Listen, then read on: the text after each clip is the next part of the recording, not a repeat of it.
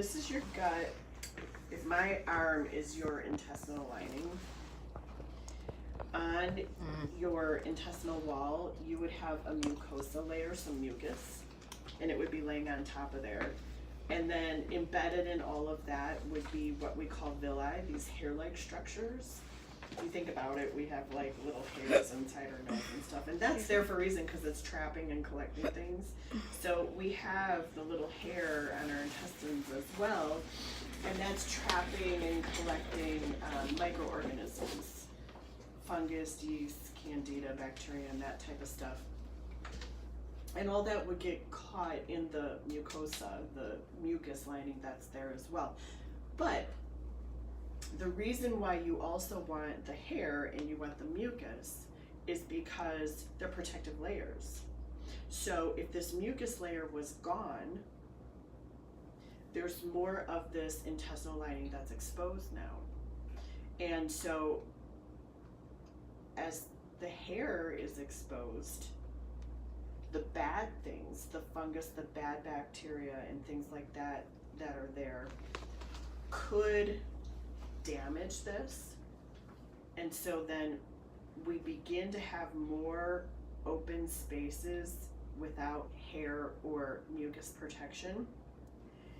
And when we have inflammation in our body, or we eat things that can ruin this intestinal lining, like gluten is a big one. It really is a big one for people. Gluten is the #1 cause of this intestinal lining breaking open.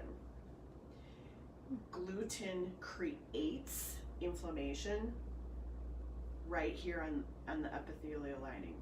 So I'm one of those people that has had a true gluten wheat issue way back when I was just a little girl and had food intolerance testing. So it's the real deal for me, and I've been before it was a thing. Before it was a thing.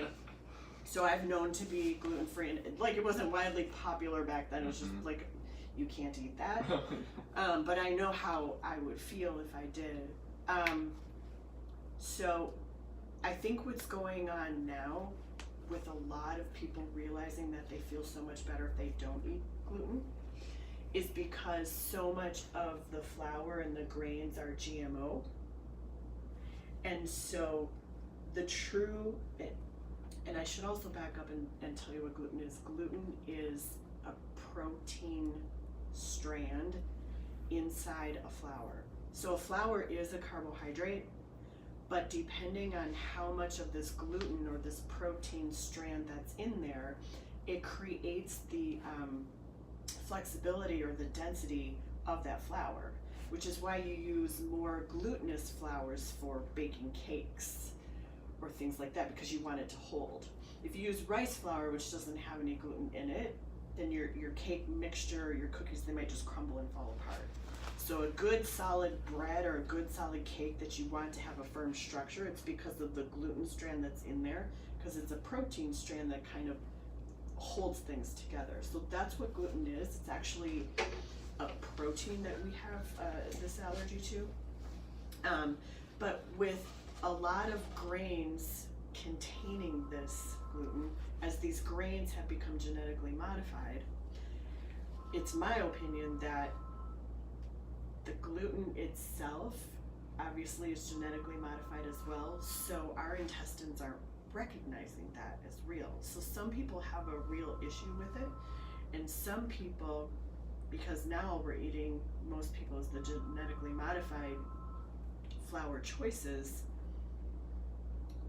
their makeup, you know, what God created us to have is this blueprint. And so he also created that blueprint with the food that we would be eating, and it matches. This will help us in our body. As we change all of that, our food sources, our body's blueprint didn't change. So as we change what we're eating in the molecular structure, what we're eating, our body's blueprint says, that genetic code I don't get. So gluten causes inflammation. And so this is the intestinal lining. If someone has taken a lot of medication, that will also damage the mucus layer. It'll also damage the hair layers. If someone is not taking probiotics, the good guy bacteria, but they have a lot of bad guys living in their intestines, those bad guys overpopulate. They eat and they populate. They, should I say, reproduce like little bunny rabbits do. Just keep populating, and the bad bacteria just grows and grows and grows and grows, and the bad bacteria will attack the intestinal lining. So eating bad foods, white flours, white sugars, a lot of alcohol, which is inflammatory, medications, and foods that we are intolerant to that would harm our intestinal lining or cause inflammation. Those are the big things that would cause the environment in your intestines to lose the mucus protective layer and to lose the hair layer. So now this is exposed, and I'll use my fingers as an example. Through your entire intestinal lining, you have these little crevices right here. As your intestinal lining gets attacked, no mucus, no hair, lots of inflammation, attacked, it gets thinner, and these crevices start to open wider. So eventually your epithelial or your intestinal lining looks like this. And you have these open holes. That's a leaky gut. Or in medical land, they'll call it a compromised epithelial lining. That's what the medical doctors want to hear. Traditional medical doctors actually don't believe that a leaky gut exists. So I have to be careful what words I use, otherwise I offend people. But this is a leaky gut. So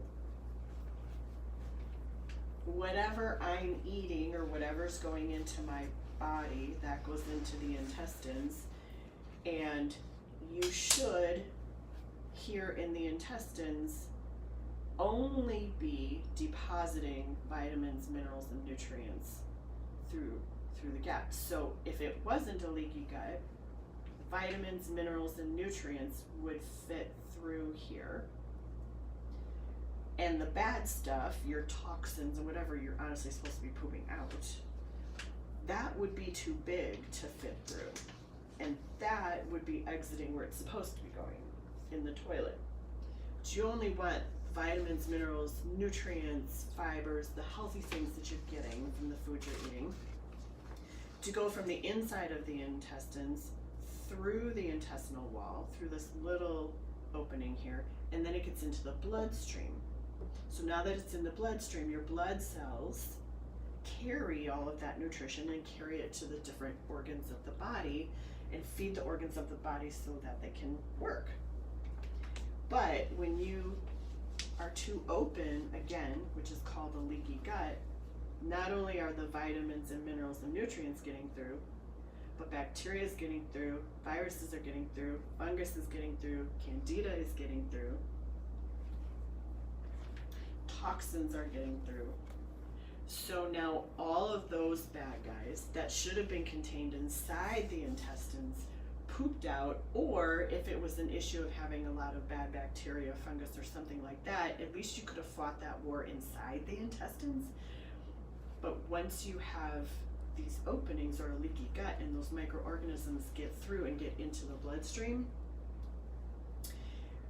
that's when you're going to have issues with people having fungus or candida on their skin. Because now it's not just inside their gut anymore, it's crossed through into the bloodstream, the blood carries, and they might be showing up with some type of candida, which is yeast, on their skin or in their mouth, or they're having a lot of bacteria purging through their skin. Because that should have been going out here, raging a war per se inside the intestines, but at least it would have been contained in the intestines. You could have done things with antimicrobials and probiotics to kill the bad guys and make this environment healthy with the good guys, but once this is open and things leak through. So as that is manifesting throughout the body, and again, you guys specialize in skin, but I listed 9 signs that you have a leaky gut. So this is a big one, digestive issues. So you know, you can ask someone, do you ever have a lot of gas or bloating or a lot of diarrhea? And if they say yes, I've got it all the time, it's a huge problem. That's a sign of a leaky gut. Seasonal allergies or asthma, that can be a sign of a leaky gut. Keep in mind that everything that goes into our body is passing through the gut. So sometimes the whatever it is that we're allergic to, if that's passing through these open holes, then it's affecting us more. There's a certain percentage of what our body would pass through to keep from us, from damaging us.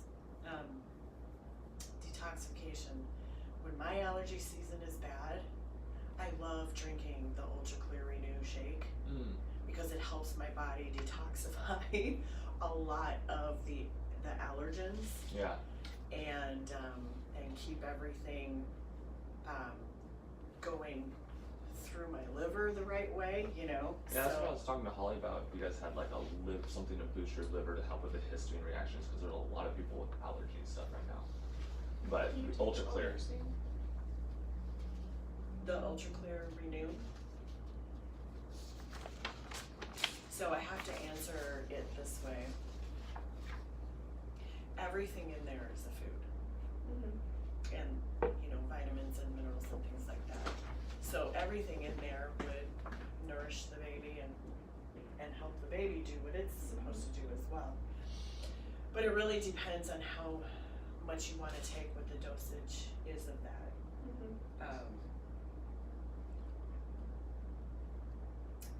Because we want baby to not have an adult dose. So, you know, by the time it gets to your breast milk, I don't know how much that is, but we have to put on all of our labels not to be used in pregnancy or breastfeeding because it was never tested on a breastfed infant, so I can't like legally say yes to you.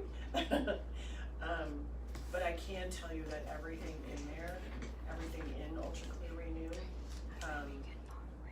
all food based. So maybe you do a half a scoop or something like that. Cool. And you're filming me right now, but I know. I personally myself, if I was pregnant or nursing, I wouldn't be afraid of it. And that's my personal opinion for myself. That was my choice. I don't know. I wouldn't start with a full dose. You know, some of the stuff that we have in there comes from broccoli. All of that, you know, you don't know how the baby's gonna react. Sometimes they get colicky from different gaseous things. And also keep in mind what it's doing, which is helping the body to effectively detoxify more. So, end result, you would be helping the baby do that as well. And the thing with detoxification is everyone's different. And so with a lot of people, you start slow, you know, you don't know what the response is gonna be, so you gotta weigh all those things out, but okay. Well, thank you. Okay, hormonal imbalances such as PMS or PCOS. When you have a leaky gut and you have inflammation, PCOS, which is polycystic ovarian syndrome, that has a huge link to being insulin resistant, which is, and insulin is a hormone, and your body gets resistant to being able to use it the right way. And the number one cause of being resistant in your cells to being able to utilize your hormones the right way is inflammation.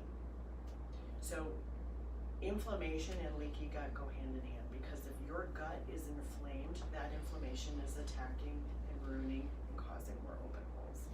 Inflammation causes, I never said the name, but when your intestinal lining is tight like this right here is called a tight junction. So this is a junction, this is a junction, this is a junction, this is a junction. And they should be tight. Tight keeps it closed. As the tight junctions become weak, then they become more flexible and this can open more.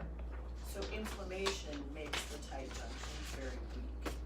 Inflammation makes the tight junctions open. So the more inflammation you have, the more open these guys will become. That's why you should get off of anything that you think you're intolerant or sensitive to as a food. Because if you keep eating it, dairy is another big one. It will make the inflammatory response will make these guys open wider, open wider, open wider. So you can never fix a leaky gut unless you stop eating forever, really, any of the foods that you are intolerant to. Food sensitivity testing is very, very valuable for all of those reasons. Okay, yeah, any diagnosis of any autoimmune disease. So if you're doing any type of health history questionnaire and you have things on it like, have you been diagnosed with rheumatoid arthritis, Hashimoto's, lupus, psoriasis, or celiac, you're gonna know that they have a leaky gut if they have chronic fatigue or fibromyalgia. So chronic fatigue and fibromyalgia, those are two of those are words that sort of encompass not feeling good all the time, being very weak, having an extreme amount of fatigue that you cannot ever get rid of, and a lot of just body pain and muscle pain. Well, what's going on is the gut is leaking, all of these toxins are getting through, and that keeps leaking through, and those toxins, I think we talked about this last time, these toxins end up going inside our fat cells, because our fat tries to hang on to it for us to protect us, but some of that might get into the muscle cell as well, and then it causes a lot of pain, fatigue, and weakness. So in those people, not only do you have to help detoxify them, but you have to help the tight junctions close and get strong again. And in this situation, you want to fix someone's leaky gut before you detoxify them. Because when you help detoxify them and you're helping them purge more, but their gut is wide open, and then you just are purging through, no, we want to get this to close, we want to get the mucosal layer to come back, then you detoxify, because you never want to over detoxify someone with a leaky gut. You want to heal the gut first. Always heal the gut first. How long does it on average take to heal the gut? I cannot give you an answer for that, that's for sure. It depends how broken the person is. How do you know signs of like healing? Is there external signs? Or they just feel better? Like, I feel like if you stay off of this and start hurting your gut, you're gonna feel better all in general, but how do you know? Because you said heal the gut first before you Well, it's really symptomatic. So if we look at things like gas, bloating, diarrhea, allergies, we looked at chronic fatigue or fibromyalgia, skin issues, acne, rosacea, eczema, candida overgrowth, having troublesome food intolerances. These are things, symptoms that'll start to get better. So someone's leaky gut is going to manifest in each person in a different way. So for someone, their leaky gut, everything's trying to come out the skin, and they have bad acne, or they have bad rosacea, or they have bad allergies, or they have chronic fatigue.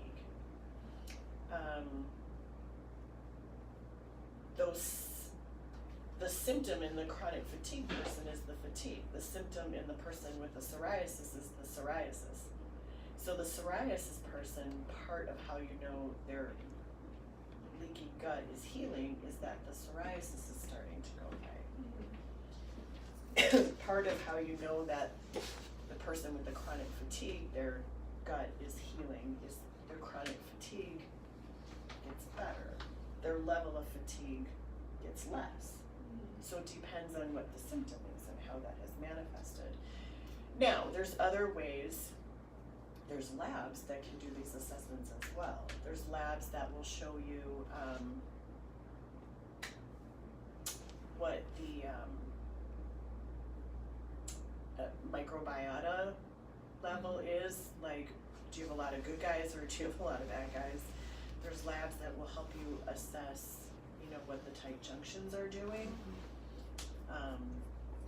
And we have a lab with Vibrant America where we can test for the intestinal permeability, pretty much saying if they have leaky gut or not. Yeah. So. Is that the wheat zoomer? And I actually created metagenics protocols for the wheat zoomer. Oh, really? Yep. Sweet. So I've already looked at that panel and I know exactly, they have the leaky gut markers, zonulin markers. So that test is like, we can probably charge like $3.99 for it. No, $2.99. Is that food allergies or what? Wheat zoomer is, and I'll just explain this real quick. It's food sensitivity is looking at the protein, which are bigger, that are going through your leaky gut and your body's reacting to. Zoomers are the peptides, which is the breakdown of the proteins, and those leak through, and those your bodies are reacting to. And so peptides are just breakdowns of the proteins. So if you want to get sometimes you won't be allergic to wheat because you're not allergic to that whole protein, but you break it down and you're really allergic to all those breakdown molecules, and that's what the zoomer is. We're looking at the tiny molecules that you're reacting to. Yeah, Vibrant's wheat zoomer helps you,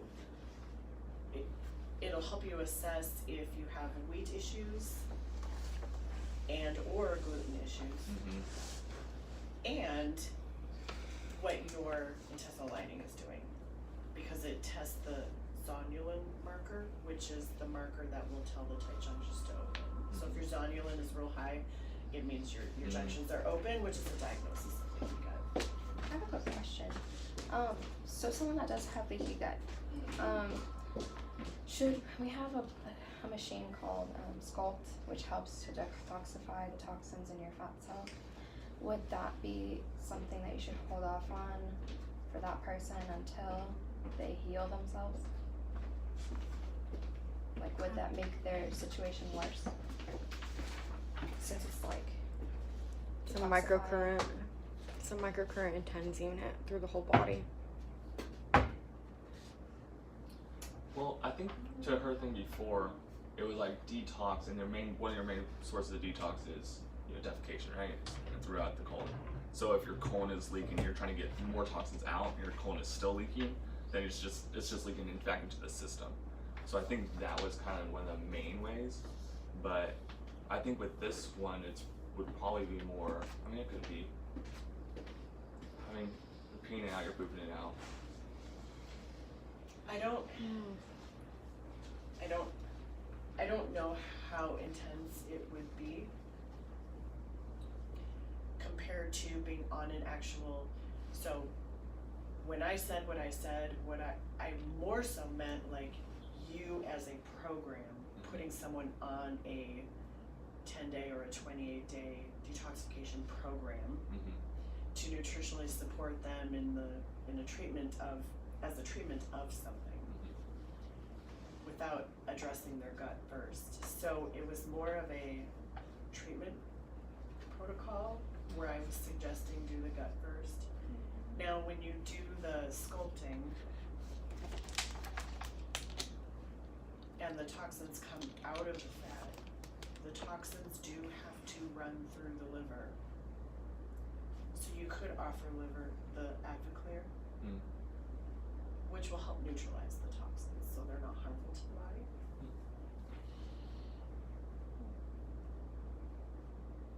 The creator of the Bioscope says that it's equivalent of doing a deep tissue massage, a toxin release. I wouldn't worry about that. because they're doing it multiple times, like 2 times a week, maybe for a few weeks. So I was just thinking, if it's already going through all that and then you're adding more, like detoxifying the fat cells, is it too much, like an overload? in their body. I would say if they start developing symptoms, maybe. I would say if they like come back like, oh man, I just felt so tired the next day. It's like, oh, well, let's get you on this neutralizing toxin for your liver thing because that means you're probably overloaded with toxicity. Again, you know, I know that you want an answer from me, yes or no. It really is something that you guys need to decide. From my perspective, I don't think it's gonna be an issue. From my perspective, healing the gut, before you're putting someone on a treatment plan, which was more so your category when you're seeing patients and treating them for things.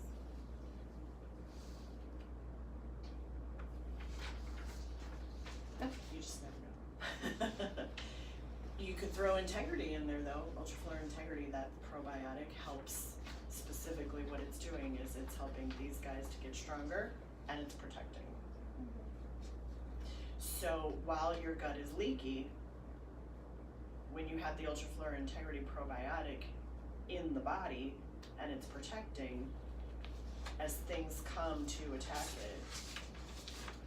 it, the ultraflora integrity sort of creates a shield while it's making these guys stronger. So what is the Ultra GL Replenish? Great question. I was just getting to that. So Ultra GI Replenish is GI. a medical food shake that we have. Okay. Chocolate and vanilla. The chocolate is really, really good. I have pediatricians that use it. They love it. Is that what you were just saying when you have allergies, that's what you take? The Ultra Clear Renew Renew, is the detoxification okay. formula, and I take that to help get the allergens Okay. out of my body. Got it. Sorry to The Ultra interrupt. Clear Renew I also use Okay. for my gut. The Ultra Clear Renew basically feeds the intestinal lining so that the cells will regrow. So think of a duck's webbed foot, and you know how you have the little web skin in between the bones. So think of if you cut that out and this was just open. So the Ultra Clear Renew has all the nutrients in it that would make this web portion grow back. It makes the intestinal lining grow back. It also helps make the mucosa grow back. It'll help make the villi or the hairs grow back. So it has all the food stuffs in it that would make all of this repair, replenish itself. And then the Ultraflora Integrity Probiotic is what's protecting and making stronger. That's why the two go very well hand in hand. Is it similar to the Spectrum? Because we've been using this Spectrum as like to help kind of replenish the good bacteria. Yeah, And it then the does. integrity. Mm-hmm. So should we be trying to switch that formula to this replenish if they do have clear signs of leaky gut? If you absolutely know that they have a leaky gut and you want to fix it, That's gonna be the best way to do it. you definitely need GI Replenish to fix it. Okay. So Ultraflora Spectrum is a probiotic. That means good guy bacteria. There's like 7 different strains in there. And putting that into the body is going to help fight the war. So if you have a lot of bad guys, not enough good guys, you take the Ultraflora Spectrum, you're putting more good guys in. You want to be able to eat up the foodstuffs so the bad guys don't have anything and they die off. Ultra GI Replenish, the shake, it contains a prebiotic. A prebiotic is a food source that would feed all of the good guy bacteria that you do have in your body. And a lot of times what's happening is that the amount of colony forming units of what you do have isn't enough. Like you need something to build that back up again. And also we don't, in today's world, our kids don't play in the dirt anymore. We don't go run the land. We don't come home when the street lights come on and we were just out in the fields all day because you can't do that in life anymore. And a lot of antibacterial stuff. So our bodies are no longer inoculated with all of the bacteria that we need to have. So the Ultra GI Replenish has the food in it that will help inoculate or regrow whatever little bit is in there. And if you took any like spectrum with that, it would feed the spectrum as well. Gotcha. But it also has the nutrients that cause the intestinal lining to regenerate. Okay.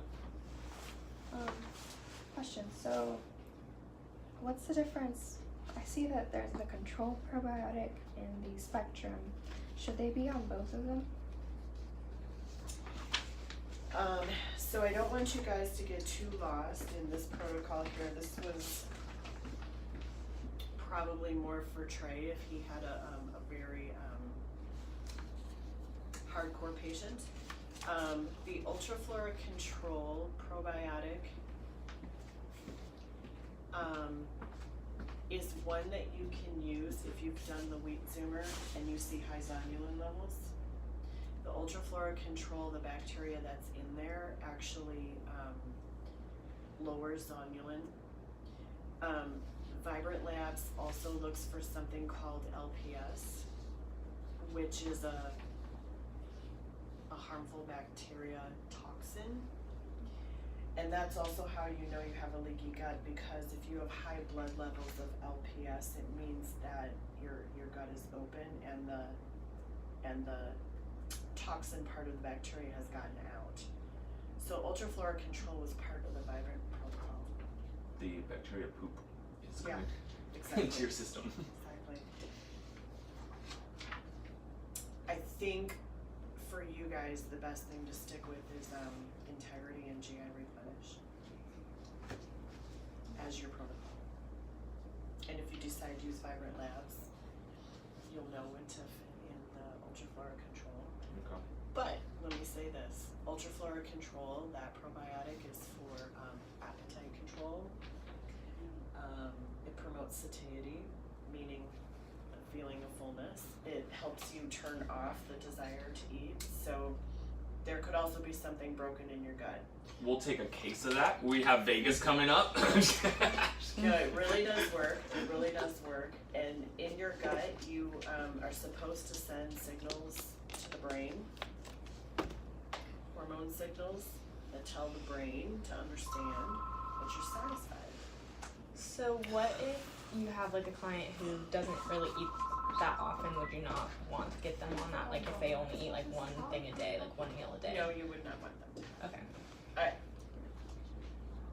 I'm assuming that client is underweight, or I mean, Ultraflora Control would be for someone who's wanting to lose body fat. So would you say that would be good for people if they're wanting to do like our body sculpting, which helps detox your fat cells and Yes. okay. Great correlation. Mm-hmm.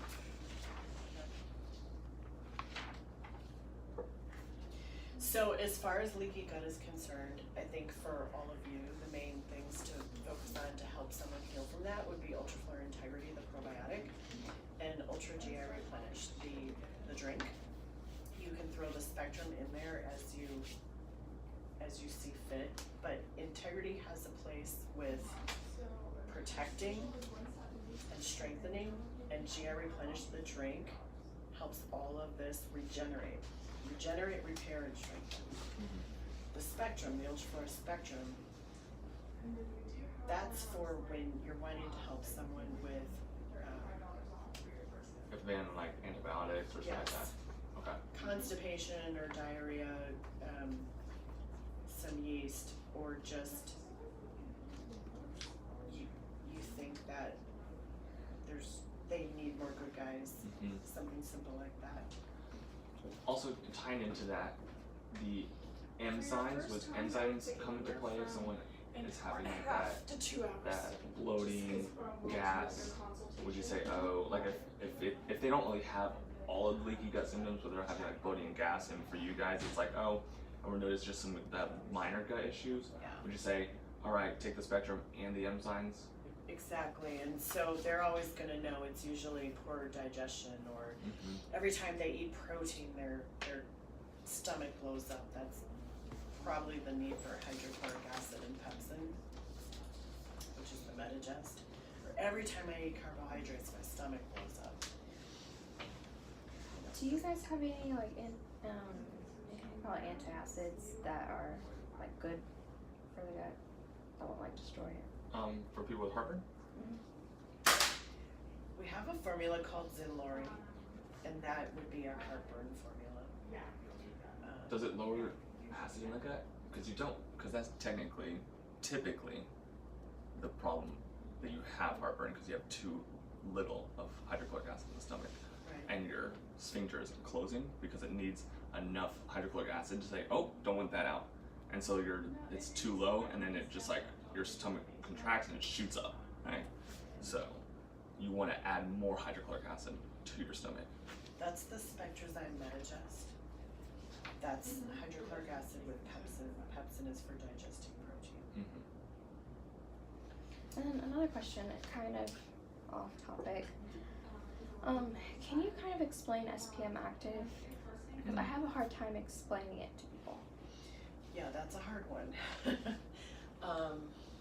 So how would you explain it to a person is what you're really asking.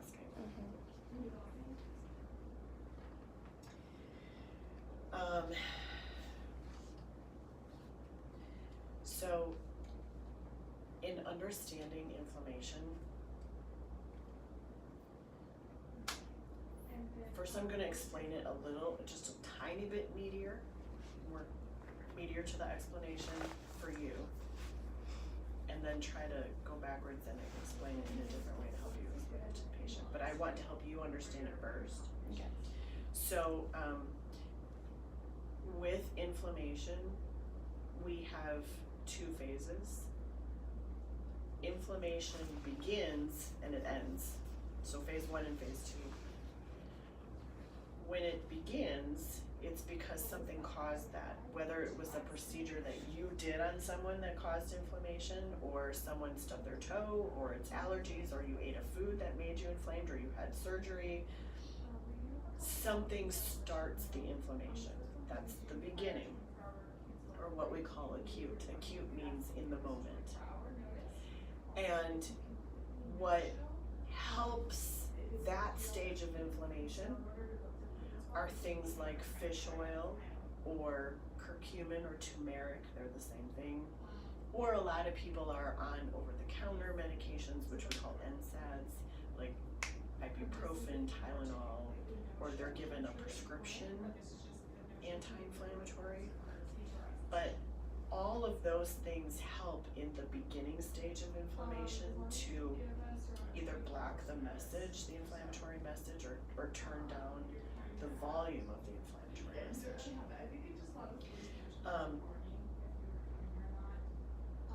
We need for this inflammation talk track, this pathway that just started, to switch gears and go over to step 2, because it does need to end at some time.